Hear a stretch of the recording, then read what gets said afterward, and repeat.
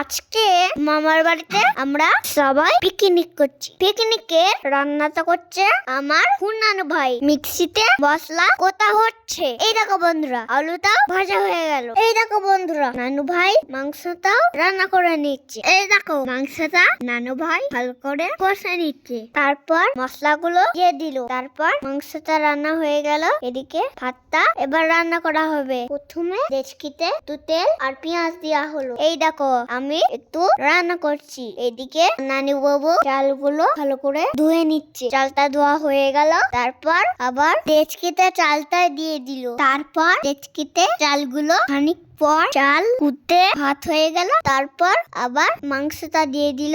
মাংসের পর ভাজা আলুগুলো দিয়ে দিল।